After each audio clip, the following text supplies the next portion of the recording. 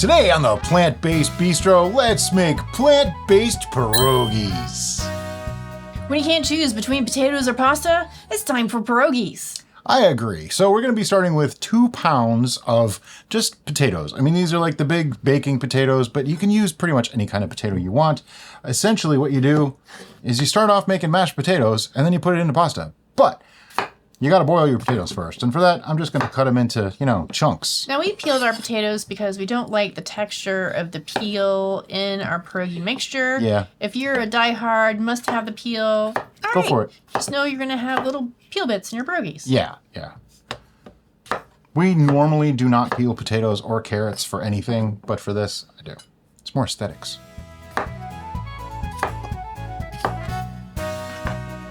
What? Everything on this table and your violent chopping, it's like... Everything bounces. And then I'm just going to drop them into a pot. Notice they're all like roughly the same size. Doesn't really matter that much, but roughly the same size is better. You can go smaller if you want. Then cover these with cool water. Bring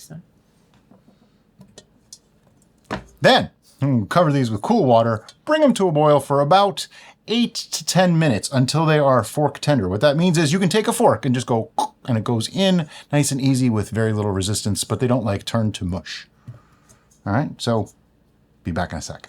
And while the potatoes are potatoing, we're going to make, in the words of Homer Simpson, dough.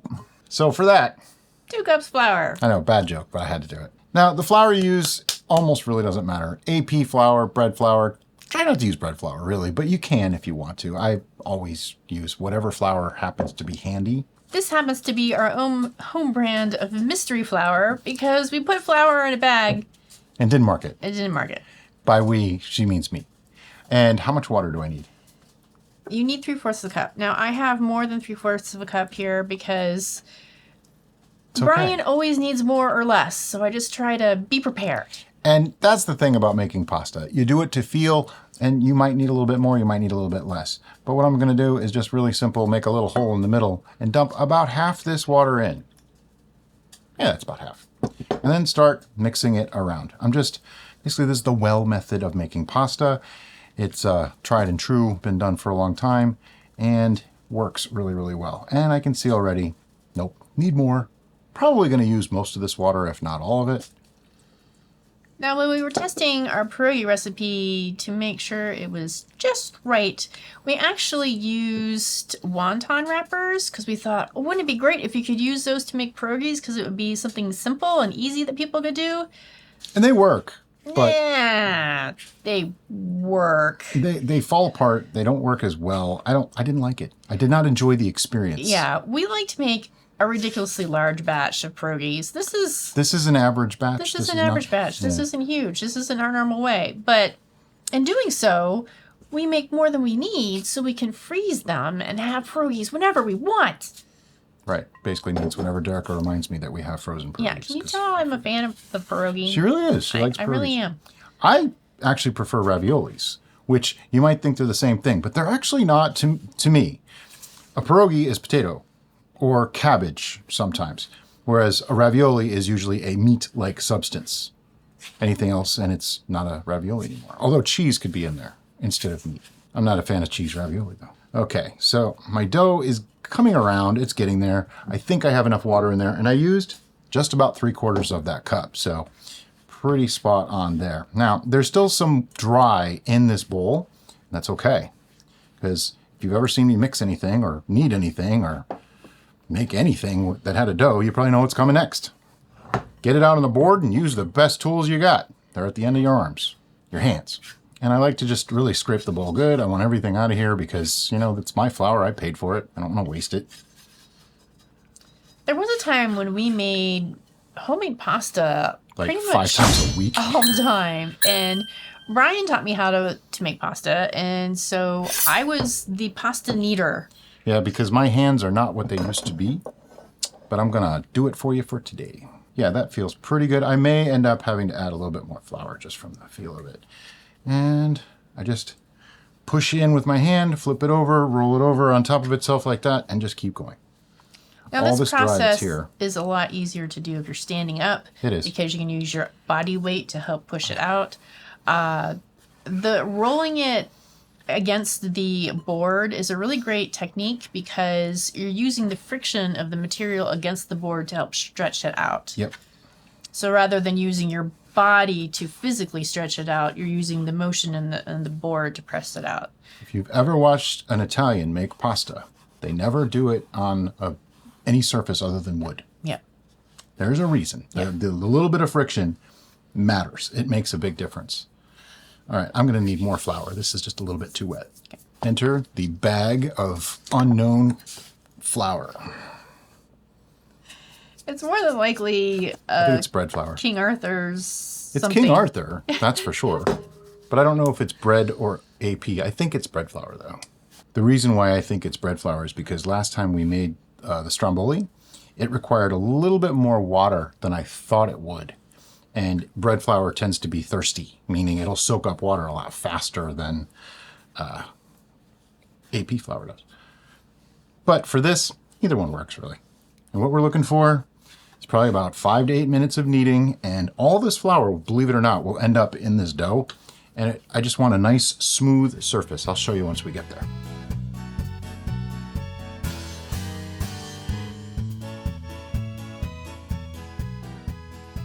Now, one thing to keep in mind too, you don't have to do all this kneading if you're going to use a KitchenAid like we are to do the dough rolling out. If you're going to roll it out by hand, you do have to knead this. You need to knead it for a long time. But I'm going to do it just for a few more minutes, just because I like doing it, even though it hurts my hands a little after a while. I still like doing it. It's just like a memories thing, you know? Yeah, there was a time that I used to make bread 3 or 4 times a week, pasta easily 3 to 5 times a week. It's kind of making me want to make pasta again. Haven't done it in quite a while. It's starting to feel a little bit tacky because all the flour is kind of gone, but that's okay. I'm gonna start sweating here pretty soon. Yeah. Hey Siri, set a timer for 8 minutes. Our potatoes have started boiling. So I just set a timer from across the room. My phone. When it starts to look like this and it's nice and smooth and you can go like that and it bounces back, you're probably good to go. But I'm gonna give it another couple minutes anyway. So yeah, this is starting to get nice and smooth. Doesn't look like that raggedy dough at all anymore. And as you can see, it's really, really nice and smooth. But you see those little tears? I wanna fix that too. So I'm just gonna knead it a little tiny bit more. So now that our dough is ready to go, I'm just gonna plop it back in there. And you want to just kind of cover it with like a towel or something. Moist paper towels work too. These aren't moist yet, but they will be in just a second. I'm just gonna put them on top of there so it doesn't dry out. Okay, so our potatoes took 11 minutes. Ours goes to 11 apparently. And I'm gonna show you what I mean by fork tender. It's actually pretty simple, but if I just pick up one of these potatoes, take a fork, see, it just kind of goes right in smoothly. No real resistance. That's what we want. That's it. Now I'm just going to dump the potatoes into the bowl. So another thing is I let them sit in the strainer or the bowl for a while. See all the steam coming off? That's excess moisture that will just make them kind of watery. I'd rather add flavor instead of that water. So we'll see that in just a couple minutes, but let them dry just a little bit. So what's next? Next is milk. 1/4 to a 1/2 cup of non-dairy milk. This is oat milk. I'm going to add about half of this now and decide if I need all of it. 1/2 teaspoon of salt. Some things I measure, some things I don't. We had a discussion about this off camera. And how much? 1/2 teaspoon of black pepper. Yeah. She wanted to know what aesthetic I was going for, and I said, realism. So some things I do measure, like the milk, I will measure because I want to know that I'm not going too far. But things like salt and herbs and seasonings, not really all that crucial.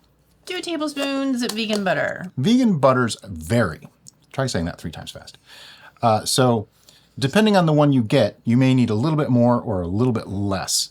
I like them kind of buttery, so yeah, there we go. All right. So we're going to use roughly 1/2 cup of Daya's shreds. We chose cheddar because cheddar is better. It also makes sense for pierogies. Cheddar cheese is used often enough. Never get these bags open again. Now, call for 1/2 cup. I'm just going to roughly eyeball a 1/2 cup because with all the air and stuff in here, it's difficult. And you can use a little more, a little less. You can leave this out if you really want to. Not everybody wants to use this stuff, and I agree. If you don't want to use it, you shouldn't. It does add a nice extra level of flavor, in my opinion. What else? Is that it? That's it. Okay. So now, get out the potato masher and we mash. And this is when you'll learn if you need more milk or not. Because you want this to hold together on its own, but you don't want it to be like watery. But too dry is not good either, you know? It's all about balance. And then cooking is all balance though, isn't it? Like everything about it. I can see right now this is a little bit on the dry side, so I'm just going to add another half of the milk. And you've probably heard us say this a zillion times. We don't add it all at once because you can always add more, but you can't take it out once it's in there. Smells good. Smells like cheesy mashed potatoes. And about here, at this point, you just hand the entire bowl over to me with a spoon.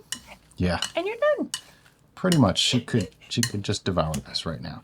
But realistically, this is just a really good cheesy mashed potatoes. So if you think about it from that perspective, you can totally just make cheesy mashed potatoes this way. Still a little on the dry side, so I did end up using it all. Just like in the test kitchen when we tested this and I needed all of it. That's why I put half a cup on it. But potatoes are a little bit different each time and, you know, things like that. Everything's different. Better to understand the recipe than just follow it blindly. I think that's an important point. Not enough people take into consideration.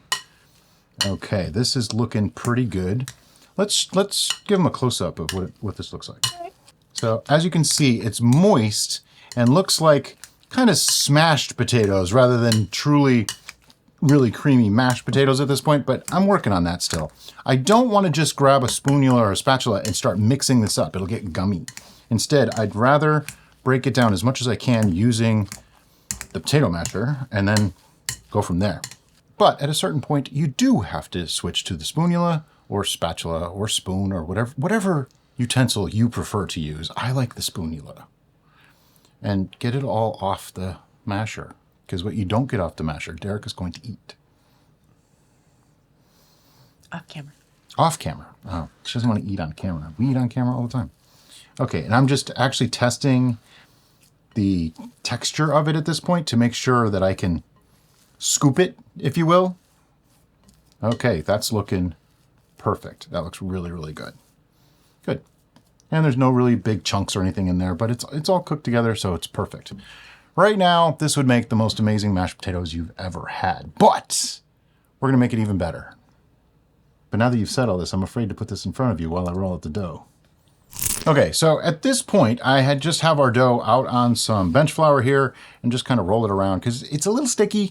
Probably came out a little bit wetter than I really want, but that's okay because now I can show you how to handle that in the whole process. No worries. But you have a choice at this point. You can roll this out by hand, which is kind of a pain and takes a long, long time.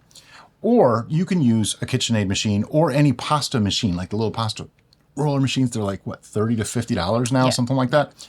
We have the rollers for our KitchenAid, which makes it super, super easy to do. But it does make noise. So when this is running, you probably won't hear me talking, which some people may really appreciate. I don't know. But the easiest way to explain it is I'm just going to take a chunk of dough, make sure it's very well floured on both sides, roughly shape it into a square-ish type of thing. Something like that. Don't get too crazy on me. Just, shape it a little. Make sure there's a lot of flour on it because this is kind of a wet dough. So what'll happen is I'll end up having to make multiple passes and add more flour with each one. This is going to knead the dough as well. Start off on one. Start the machine. Oh, that's not that loud, actually. Might still be able to hear me. And then feed it through.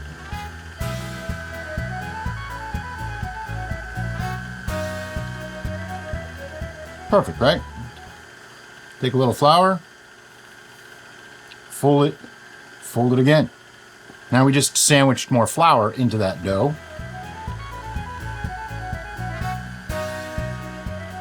I'm going to repeat the process. Just a little bit of flour in there.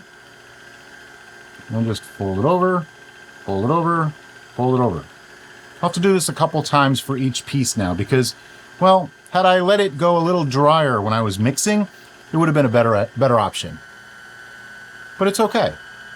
Because the difference is striking already in the way I can feel how it's happening. See that little break there? It's totally okay. Sprinkle a little more flour on there. And make a book out of it. Fold it in threes. All good. Press it together a little bit. Good to go. Yeah, the feel on this already is so totally different. It's not really sticky anymore. It's actually starting to feel a little more leathery. And by bookends, I just mean this. Or a book wrap. I just mean do that.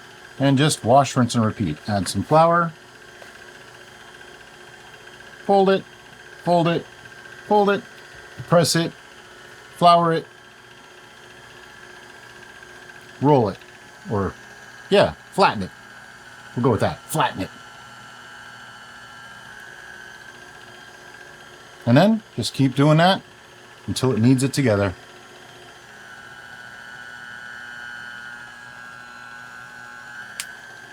If it starts to break apart like that, it's because there wasn't enough flour. It's too wet still.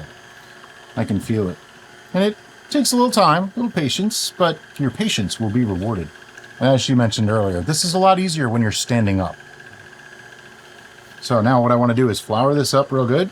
Go to number 2 on my rollers. Feed it through. Some people say to do 2 at each number. I used to do that, and then I learned it really doesn't matter, so I don't do that anymore. I like my dough a little bit thicker for pierogies, but this is getting kind of long to manage here, so I'm just going to cut that in half. We're going to go to 3, and this is when I start to say, is that where I want it? Do I want 3 or do I want 4? I think we'll go to 4. The thinner you make it, the more pierogies you're going to get out of it, so, you know, all that comes into play too. All right, 4 is as thin as I'm going. There we go. And then this one was only done at 2, so I have to go back to 3, and then I can drop this guy in, and then go to 4. And then I'm going to shut the machine off because it's starting to annoy me. I usually run it much faster than this, so it would be a lot louder. Okay.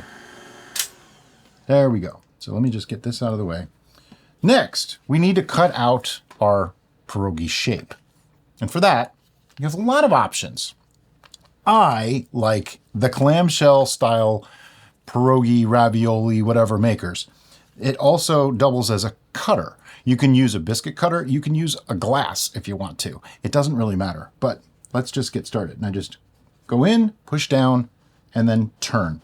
And try to make sure it's separated. And then got our nice little, careful, dough round. And I'm just going to make as many as I can out of this, just kind of alternate on the dough. Yes, there will be extra. Don't worry, it will not be wasted. Oh no, I don't waste any of this.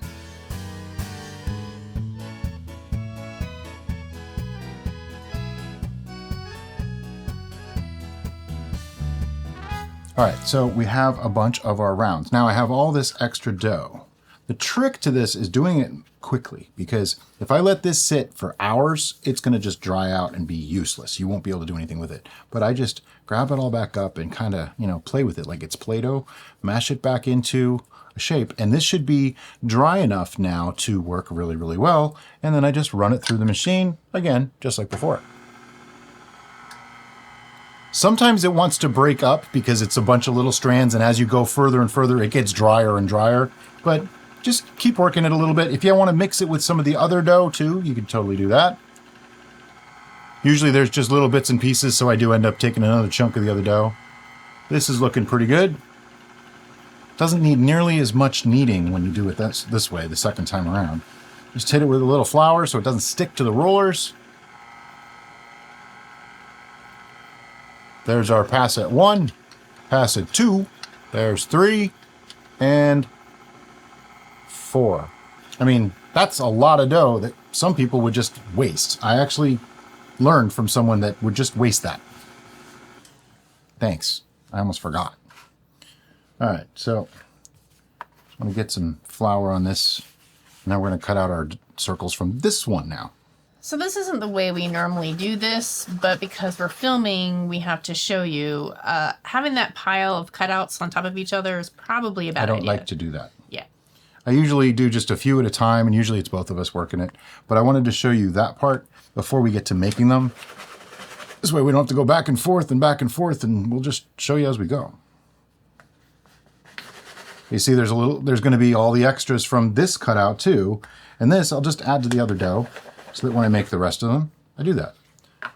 By the way, this pasta dough that we made is just pasta dough. You can cut it up, make it into spaghetti, make it into noodles, whatever you want. It's just pasta dough. There's nothing wrong with it. See? Just put it together. We'll work on the rest of that in a little bit. But for now, time to make some pierogies. Okay, the one thing you want to have ready is a sheet pan with some parchment paper. I think you have 2 sheets on here or just Nope. one? Okay, just one? All right. Because these are actually better when you freeze them right after you make them. I almost always freeze them immediately. That's kind of like my secret to this. But let me show you how I make a pierogi. Okay, so using our little clamshell thing, take one of the dough pieces, which fits perfectly because it was made by this. And I usually just press the ends a little bit, take a finger, wet the edge, just one side like that. Then I'll get a spoon of our potato filling. You don't want too much. Something like that is about right. Like probably just a tablespoon or so of filling. Any more and it's going to sweep out the sides and you do not want that. So you can just move it around a little bit and then close this up, give it a good squeeze, and ta-da, you have a perfect pierogi. Now let me show you one if you didn't have that little clamshell machine. You just have it in your hand, wet it with a little bit of water, grab your spoon of filling. That was too much. If you put too much, just, get it out of there somehow. Something like that.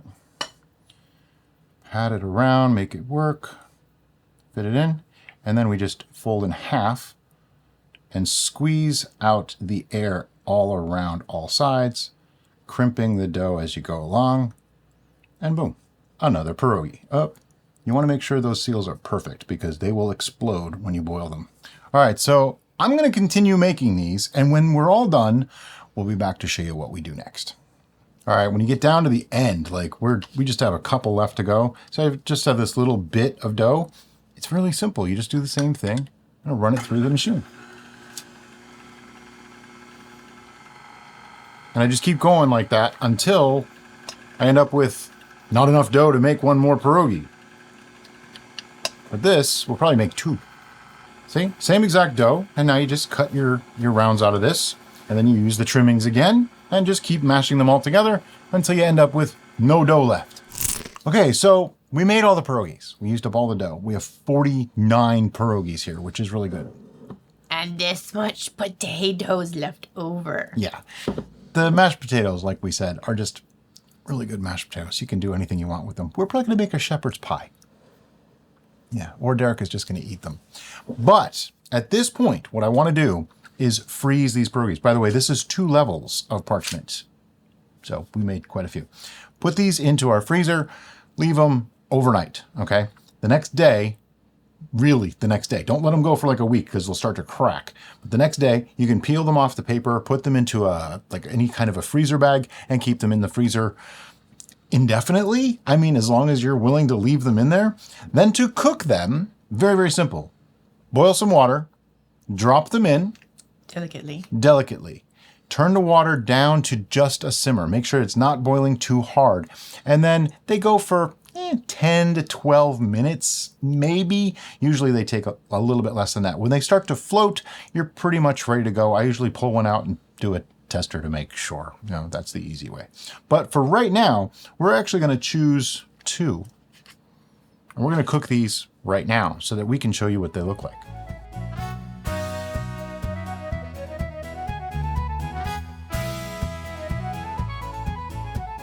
Now the best time of every cooking show when we get to eat what we made. But I'm going to be a gentleman. Here you go. Now, there are a multitude of ways to eat pierogies. Yeah, this is the simplest thing you can possibly do, what we are doing here. We just boiled them, and we're going to eat them. Right. So you can serve this with applesauce. You can serve this with sour cream. Vegan sour cream. We actually have a recipe for that. We do. You can also serve this with basically any sauce. You can put ketchup on these if you really want to. My favorite's vegan butter, but that's just me. Mustard actually works really well too. So how is it? Cooked enough? Mm-hmm. The fresh ones don't take long. This was like maybe 4 minutes on the boil. Really,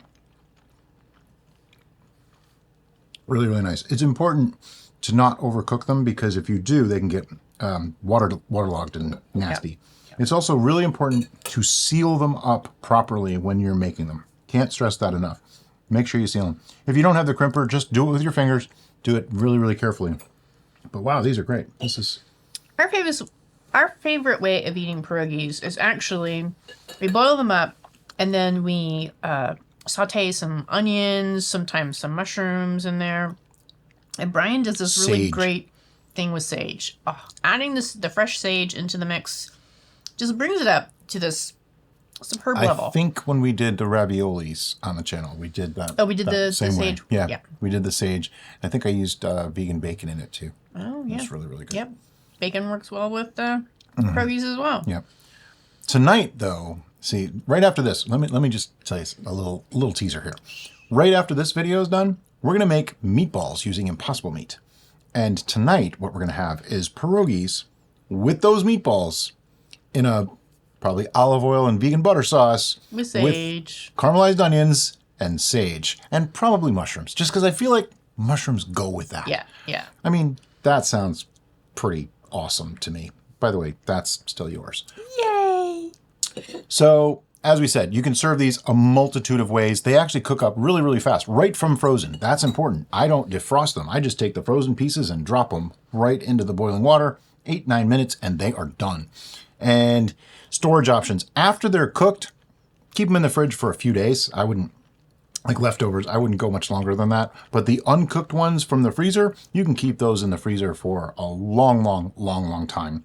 And just use them as you want to. I mean, it's great. You grab like 2 or 3 if you want just a quick side dish or, that sort of thing. Yeah, the trick to the pre-freezing on the tray, make sure none of them are sticking or touching. Yep. And that way they'll froze solid and then you can put them together in a bag and they won't stick. Yep, absolutely.